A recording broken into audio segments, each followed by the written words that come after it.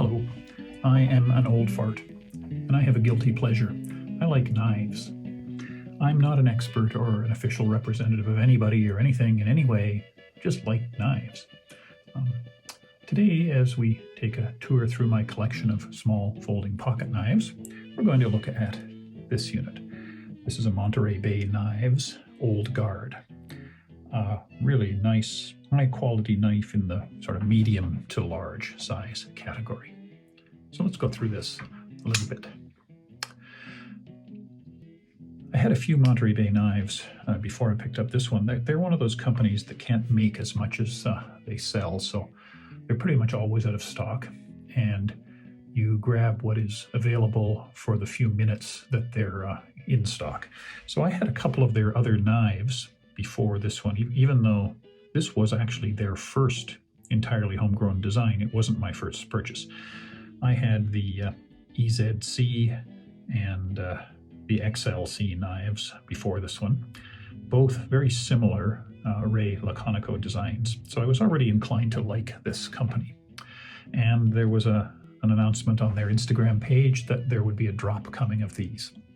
Didn't know much about it. So I did some research, and I liked what I saw. I saw the news release when they said they were going to start manufacturing this knife. It said their objectives were simple, functional, timeless design. And I didn't really know what some of those terms meant, but I liked the sound of it. And I do like simple in a design. I like the simple blade. I think timeless design means thumb studs and washers. All sounded good. There aren't actually very many reviews online, or at least there weren't for this knife, but what there were all positive. So all sounded good to me. I set a timer, got in line, jumped fast when the drop happened, and managed to get one. So more formally and completely, this is a MBK, Monterey Bay Knives, Old Guard. Monterey Bay Knives is a collaboration of two respected knife designers and custom knife makers, Sanford Owen and Ray Laconico. At the time, there were a couple of scale options available for this knife, and this one is the carbon fiber option.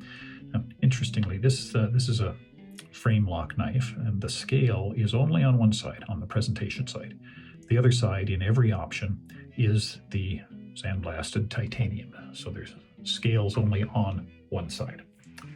The mechanism is nice. It's a thumb stud running on washers, double-sided stud, and just opens very smoothly and easily. And it is a frame lock. Show the lock, traditional frame lock. Nothing fancy in the locking mechanism. No Chris Reeve ceramic balls or anything that I can see. Just there is a steel insert in their lock face that goes against the back of the blade. A very secure lock, so it works quite nicely. And just speaking of the mechanism, it can be opened slowly, as I've been demonstrating, but it is a very flickable knife. And maybe this is a good place to say, one of the reasons I'm so fond of this knife is that this is the knife where I finally figured out how to flick open knives. If you watched some of my earlier videos, I frequently said that, people can flick this knife open, but I can't. And I assumed it was me, that it was my old arthritic hands or something. Well, it turns out I was just doing a couple of things wrong. And this was the knife where I figured it out. And so the timer just went off. And maybe I'll just mention quickly, what I was doing wrong. First, the most important thing I was doing wrong, classic problem, it turns out, with frame lock knives, is while I was struggling to open the blade, I had my fingers pressing on the lock bar, so I was holding it closed while trying to open it. Well, that doesn't work, so I just had to learn to get my fingers off the lock bar. That allowed me to open it easily, which was already a relief, because I'd read how easily it opened, and it wouldn't open easily for me, so I was glad to figure that part out. And then the flicking is just a question of getting the angles right. The trick, at least for me, is to use two angles of force. I start by putting pressure on the thumb stud in that direction. Now, it won't fire. That's not the direction the thumb stud wants to move. The thumb stud wants to move that way. But I start by sort of building up pressure that way. and then just quickly change the direction of the pressure to over there, and it will flick open. I think of it like this. If you've ever flicked something with your fingernail, right? There's a limit to how fast you can move your finger like that. But if you build up the pressure, you can get a real snap. So that's what you're doing here. Build up the pressure by moving that way, and then just change the direction, and it flies. So I really appreciated that this knife was the laboratory where I figured out how to do that. And it has a special place in my heart because of that. I know it could have been any knife, but it was this one. So let's talk about the size. This knife has a 3.5-inch blade. For those of you who are in places where that matters, that's obviously over 3 inches. It's a fairly large knife. It's not in the compact range. The mini Griptilian, for example, is considerably larger than that. So how big actually is it? Well, the standard reference is it is about 1.1 pocket calculators. I just have some stuff stuck to the blade there, and that's really bothering me. Tape from a box earlier today. So 1.1 pocket calculators. Compare it to some other things. Here, just 2 large knives. So this is a large Sabenza, and as you can see, it is just very slightly smaller than a large Sabenza. What? A centimeter? Less than a centimeter? Almost large Sabenza size. And if you compare it to another sort of large-ish knife, the 940, just slightly larger than a 940. So you can call it a large, the small end of a large knife, or sort of the medium-large knife sort of scale. The weight is actually fairly high. It's 107 grams, which is less than the Sabenza at 133. More than the 940 at about 70, so it's fairly heavy. I'm feeling that weight, but it's not a problem weight. It's a sort of a nice, substantial, secure feeling in the hand. It is heavy enough that it drags your pocket down a little bit. We'll get to that when we talk about gentlemen's knives. The blade is beautiful.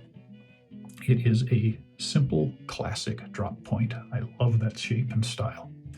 M390 steel, which is pretty much my favorite steel, lasts very well, takes a very beautiful edge, and it is a little bit hard to sharpen. It came really sharp out of the box, and I have since stropped it up to a nice mirror finish just because. The blade is quite thin, flat ground, so it really slices beautifully. For light cutting, cardboard, cord, things like that, a joy to cut with. One minor thing, there is essentially no sharpening choil in this blade. It's live edge all the way up to the shoulder. And so you do have to be careful when sharpening that to get to that part of the live edge, your stone is up against that shoulder. It would be easy to scrape it, so care needed. The body is a titanium frame. One side is full titanium finished, the other side has scales. Even on this side, there is a frame inside there. There is a thin titanium liner, which is, there, can we see in there? There we are. Which is bored out for weight reduction, which is nice. And the clip is this is actually a very classic Ray Laconico clip. It's this beautiful milled titanium, symmetric, ellipse-shaped ends on both ends, slot in the center. On Ray's other knives, they all have a groove down the center, and this kind of mirrors it. On this knife, that isn't there, but it just kind of connects it to the Ray Laconico family, I think. So I think the clip is beautiful. It is unfortunately a shallow carry clip. I prefer deep carry, but oh well, it's the design. And the clip, this is important, the clip is canted, which I think is a really important design thing. The clip is not parallel to the blade, it's canted this way, which means that it is not resting on the lock bar. So it's not pressing on the lock bar, which is one of the reasons the knife opens so easily. There is a lanyard hole. You usually talk about whether knives are ambidextrous. So, with this one, I would say very much no. First of all, double-sided thumb studs, so you could operate it with the left hand, but there's really no clearance on this side as there is here. So opening it with the left hand would be awkward. I don't know if I could do it. frame lock, of course, is not ambidextrous. You have to be able to push this aside to unlock it. Now, again, maybe lefties can do that with their left hand, but I can't. But the one-sided scale, I mean, clearly this has a presentation side, and this is it, not this side. So no, very much not an ambidextrous knife. They are manufactured in China. I'm not sure exactly where. I'm not sure which company it's outsourced to, but boy, they've done a good job. Close tolerances, nice feeling all around. So I've already kind of hinted at some of the things I like, but I'll just go through them again. First has to be the blade. I think that is just beautiful. I love 390 steel, and I like that the blade is sort of unadorned. The only writing on the blade, or in fact on the knife anywhere, is the MBK logo here, which is just small and elegant, and that's it. They don't feel compelled to tell you, their life history. I think there might be something in that. Yeah, there is. Look at that. On the heel of the blade, it says M390. But they don't feel compelled to tell you their life history and the serial number and their website address and their children's names. Just simple, unadorned. I think it's beautiful. The action is fantastic. This is definitely a knife that is pleasant to open, whether you feel like opening it slowly, because you get a wonderful, secure lock. You don't have to fling it open to get a secure lock. Kind of like the Savenza in that way. And it flicks well, now that I've figured out how to do it. So just extremely pleasant to open and to close. So it is a good knife to just play with, and I enjoy doing that. Like the overall design, the simple, straight-ish edges, rounded ends, symmetric, matching symmetric clip. I think the design is beautiful to look at. It really is part of the family of Ray Laconico designs. You need to see some of his other knives. I should have got out a couple of the other knives, actually, to make that point, but I forgot, so trust me. Another thing I really like about it, I don't know if I can get this to where you can see it. Let me bring a flashlight in here. I don't know what they've done with the carbon fiber here, but it has a really three-dimensional effect. If I shine a light on it, can we get that effect? In the center here, it really looks like you're looking down into the depth of the carbon fiber. So I don't know whether that is because it is three-dimensional. Is there like a thick layer of carbon fiber within resin and you are actually seeing deeper into it? Or I suspect it's just some kind of a refraction effect of the fabrics. But anyway, it's beautiful to look at. As you move it around, you actually get a feeling of a moving depth in the surface, and it's really quite beautiful. And then finally, of course, you have to mention, this is a knife, so a joy to cut with. It's comfortable, just about the perfect size for my hand. Fills my hand nicely, no overlap. Nice clearance for the frame lock here, serves as a nice finger groove. Rests well in the hand. There's no jimping on the back, and it just doesn't feel necessary. It's comfortable to hold, and it is a good utility blade. Thin enough to slice easily, sturdy enough that I'm not worried I'm going to break it. I'm very comfortable using this to cut heavy cardboard, to whittle at wooden branches, and so on. Just a joy to cut with. Things I don't like, not much. One is, with any thumb stud knife, it can misfire. If you're trying to flick it open and you don't get it perfect or just not aggressive enough, of course, now I can't make it happen. Anyway, I do get the occasional misfire where it just doesn't quite open all the way. You can flick it open the rest of the way. Not a big deal. And the other, of course, I already mentioned this, the other standard issue with frame locks, that you have to be careful when you're opening it not to be pressing on the lock bar. Duh.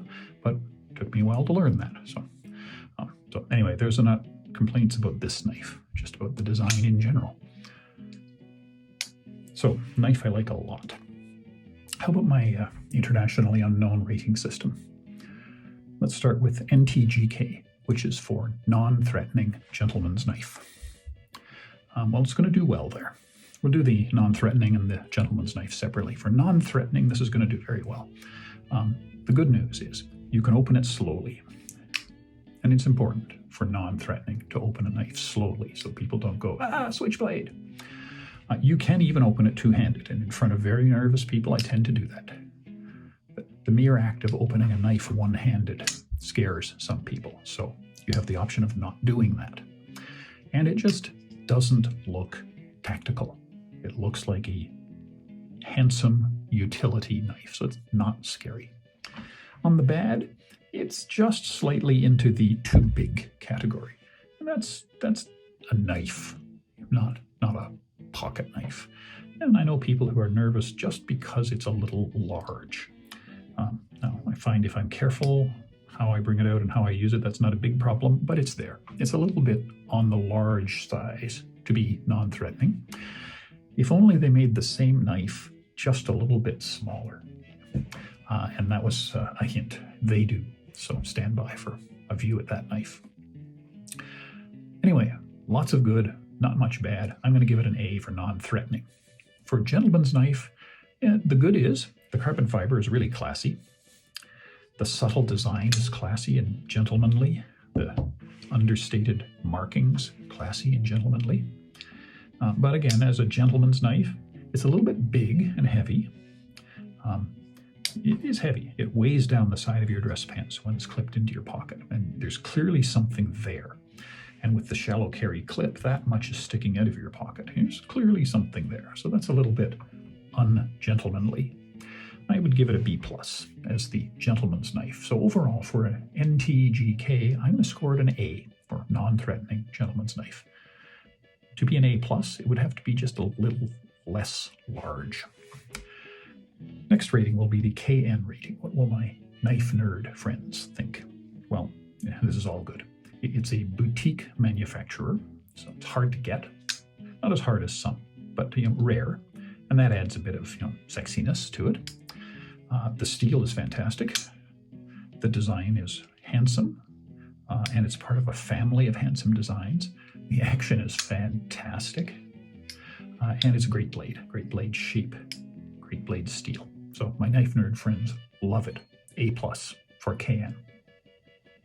And finally, the CMR, cut myself rating. Well, I handle this knife a lot, and I have never cut myself with it. So I guess it's somehow it's a safe design. I'm going to give it an A for that. So, summary. This is a fine, high-quality knife in the sort of medium-large range. A beautiful design, quality materials, great blade, and a really satisfying action that's comfortable and sturdy to actually use. So I love it. Yeah. One of my favorites. And I'm glad to have it in the collection. That brings us to the end. Thanks for listening. Please visit again. Bye.